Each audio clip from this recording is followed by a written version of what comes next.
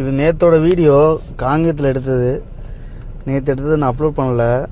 சிவன் மலைக்கு போயிருந்தோம் காங்கேயத்துலேருந்து. அங்கேருந்து ஒரு 6 கிலோமீட்ரு முருகன் கோயில் தான் அது. பேர் சிவன் மலை தான், பேர் அப்பன் பேர். அங்கே இருக்கிறது வந்து பையன்.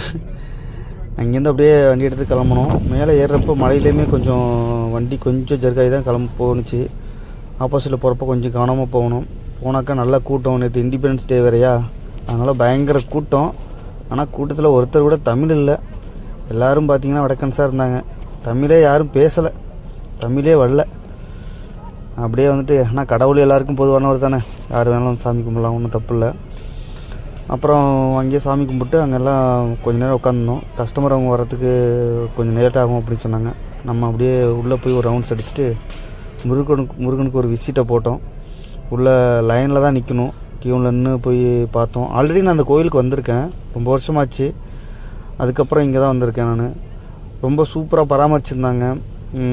தண்ணி வாட்ரு எல்லாமே வந்து பார்த்திங்கன்னா நல்லா நீட்டாக வச்சுருந்துருக்காங்க. பரவாயில்ல, இந்த கவர்மெண்ட் கொஞ்சம் ஓரளவுக்கு பக்தர்களுக்கு ஒரு சப்போர்ட் பண்ணுறாங்கன்னு தான் சொல்லலாம். அப்புறம் அதை முடிச்சுட்டு அங்கேருந்து வர வழியில் சேலம் டு கோயம்புத்தூர் ரோட்டில் வந்து பார்த்திங்கன்னா சோலா கஃபேன்னு சொல்லிட்டு ஒரு ஹோட்டல் இருந்துச்சு. அங்கே வந்துட்டு உள்ளே போயிட்டு அவங்க ஏதோ சாப்பாடு ஆர்டர் பண்ணியிருந்தாங்க. நான் ஒரு ஃபுல் மீல்ஸ் ஆர்டர் பண்ணியிருந்தேன். அப்படியே அங்கே உட்காந்து சாப்பிட்டேன். பயங்கரமான டேஸ்ட்டுங்க, சூப்பர் டேஸ்ட்டு. குழம்பு எல்லாமே, அதே புளிக்குழம்பு அல்டிமேட்டு.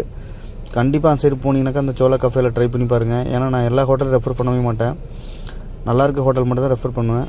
உண்மையிலே அவ்வளோ டேஸ்ட்டு. வீட்டிலே சமைச்ச மாதிரி இருந்துச்சு.